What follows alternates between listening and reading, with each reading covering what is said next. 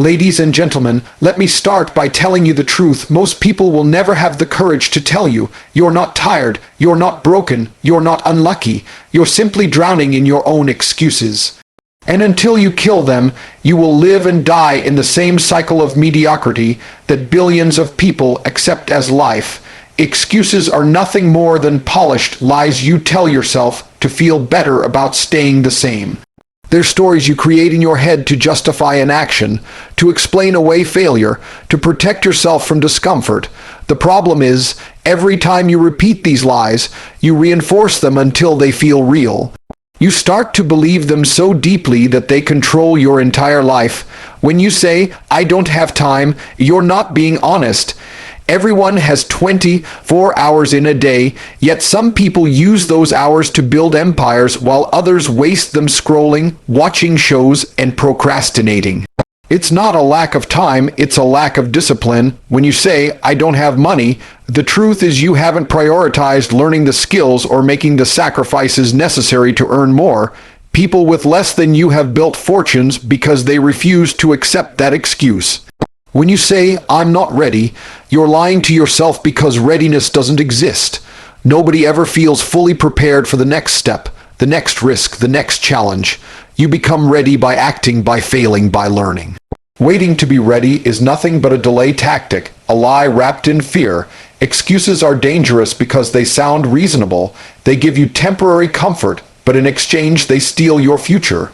Every excuse is a small surrender, a little moment where you choose weakness over strength. And when you add them up, day after day, year after year, you end up with a life half lived, a dream abandoned, potential buried under layers of justification.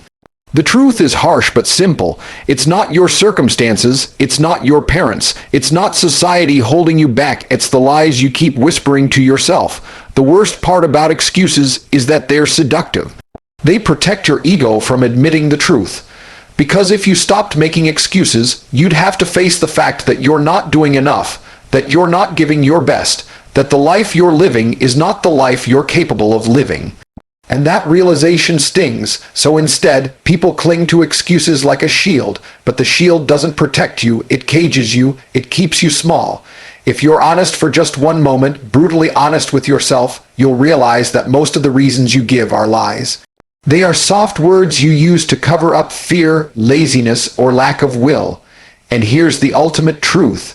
Until you learn to call out those lies, until you strip them away and admit you've been holding yourself back, you will never move forward. The day you stop believing your own excuses is the day you take your power back. That's the day you stop being a victim and start being unstoppable. Nobody is coming to save you, and the sooner you face that fact, the sooner you'll start taking control of your life. Too many people sit around waiting for some miracle, some hero, some opportunity to come knocking on their door and pull them out of their misery. They wait for their parents to support them, their friends to motivate them, their boss to promote them, the government to fix the economy, or destiny to somehow hand them the life they dream of. But nobody is coming. No one is going to knock on your door with a suitcase full of money. No one is going to force you to get fit, to learn new skills, to chase your goals. You are on your own, and if you don't step up, nothing will change. That might sound harsh, but it's the truth most people run from, because accepting it means you have no one left to blame. It means your failures, your laziness, your wasted potential, they're all on you. Excuses crumble under this truth, because suddenly you realize there's no one else responsible for your future but you. People don't like that kind of responsibility, so they keep pointing fingers at everyone but themselves. But here's the thing, the moment you take full ownership of your life, you become unstoppable. When you stop waiting for help and start creating your own path, you take back all the power you've been giving away. Think about anyone who ever achieved greatness. They didn't sit around hoping someone would rescue them. They built themselves. They worked when nobody believed in them. They pushed when nobody supported them. They created opportunities instead of waiting for them. That's the difference between winners and losers. Losers wait. Winners act. The truth is, even if people wanted to save you, they couldn't. No one can live your life for you. No one can fight your battles, carry your pain, or build your dreams. You have to do it. And the beautiful part about that reality is this: if no one is coming to save you, then you don't have to wait anymore. You can start right now. You can start with nothing and still build something. You can be surrounded by doubt and still rise. You can fail 1,000 times and still get up again, because it's your responsibility and nobody can take it away from you. So stop waiting. Stop hoping for a savior. Stop lying to yourself that someone else will solve your problems. If you want change, you create it. If you want success, you earn it. If you want freedom, you fight for it. Every second you spend waiting is a second wasted, and time will not wait for you. Nobody is coming to save you, but the truth is you don't need saving. You need to stand up, own your life, kill your excuses, and become your own savior. Comfort is the slow poison that kills greatness. It feels sweet in the moment, but it robs you of strength, hunger, and drive. People chase comfort as if it's the goal of life. Soft beds, easy jobs, mindless entertainment, weekends wasted on nothing. They think being comfortable means they are living well, but the truth is, comfort is what makes people weak. The strongest men and women you know, the ones who inspire you, they didn't get there by choosing comfort. They got there by embracing discomfort, by seeking the hard path, by refusing to settle. Comfort lulls you into laziness. It whispers, rest a little longer, you've done enough, when deep down you know you haven't. It convinces you to avoid the gym, to avoid the grind, to avoid the tough conversations. And each time you choose comfort, you're choosing weakness over strength. Look around at society. People are softer than ever before. Depression, anxiety, obesity, financial struggle. It all stems from people choosing comfort over discipline. They eat whatever feels good instead of fueling their bodies. They scroll endlessly instead of building skills. They stay in debt, in jobs because chasing a dream feels too risky, and then they complain about how hard life is, as if life owes them anything. The truth is, the world doesn't reward comfort. It rewards growth, effort, courage, and growth only happens in discomfort. Muscles grow when you push them beyond their limits. Businesses grow when you take risks and face uncertainty. Character grows when you endure suffering and keep moving forward. When you get too comfortable, you stop growing. And when you stop growing, you start dying. Comfort might feel safe, but safety is an illusion. That soft life you cling to will crumble the moment life throws a storm at you, and life will throw storms. If you've spent your whole life avoiding discomfort, you won't be strong enough to handle the inevitable pain. That's why discomfort is not something to avoid. It's something to seek. It's training for the battles ahead.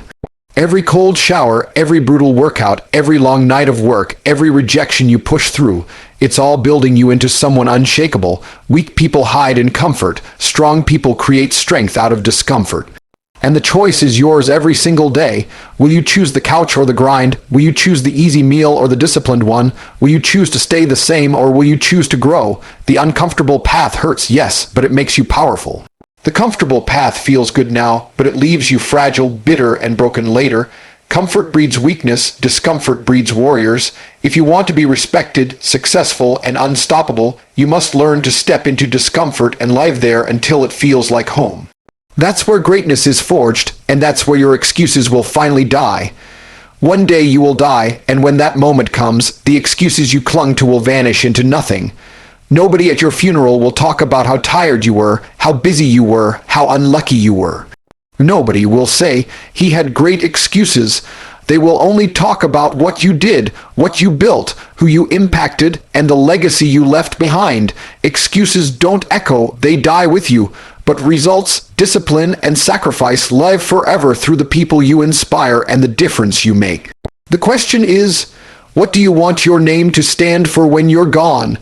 Do you want to be remembered as someone who could have, should have, might have, but never did? Or do you want to be remembered as someone who fought through every obstacle, crushed every excuse, and built something that outlived them? Legacy is built on action, not words. It's built on choices, not intentions. Every day you are writing your story, and every excuse you make is an eraser that deletes another page of greatness. The scary part is most people don't realize they are wasting their legacy in real time. They keep saying tomorrow, until tomorrow turns into years and years turn into regret. The man who excuses himself from discipline ends up leaving nothing behind but wasted potential. The woman who excuses herself from growth ends up leaving nothing but forgotten dreams. Legacy doesn't care about your reasons, it only cares about your results. Think about the people you admire: athletes, leaders, entrepreneurs, fighters, creators. Do you think they had no excuses? Do you think their lives were perfectly set up for success? Of course not. They had every reason to quit, every reason to settle, every reason to stop. But they chose legacy over excuses. They chose to sacrifice comfort so they could inspire generations. They chose to keep going when others would have folded. That's why we remember their names. That's why their impact lives on. And here's the hard truth. Whether you realize it or not, you are building a legacy too. The only question is, what kind? Are you building a legacy of strength, resilience, and victory, or are you building a legacy of excuses, weakness, and mediocrity? Because the people who look up to you, your children, your family, your community, they are watching. They are learning from your actions. If all you ever give them is excuses, that's the inheritance they'll receive, a mindset of limitation. But if you show them discipline, courage, and refusal to quit, that becomes the standard they carry forward. Legacy is bigger than you. It's bigger than your fear, your laziness, your excuses. When you understand that, your perspective shifts. You stop asking, "Do I feel like it?" And you start asking, "What kind of name will I leave behind?" Excuses are temporary relief, but legacy is eternal. Every sacrifice, every ounce of discipline, every moment you push forward when it would be easier to quit. That's how you build something that lives beyond your own life. Kill your excuses because they won't matter in the end. Build your legacy because that's the only thing that will. When the excuses end, life begins. You don't get stronger by waiting, you don't build a future by hiding, and you don't create a legacy by talking. You do it by acting, by grinding, by refusing to quit. Every excuse you hold on to is a chain, and today is the day you break free. Your destiny doesn't need permission, it needs action. The clock is ticking and the world doesn't wait. Kill your excuses, take back your power, and step into the life you were meant to live. Greatness is waiting. Stand up and claim it.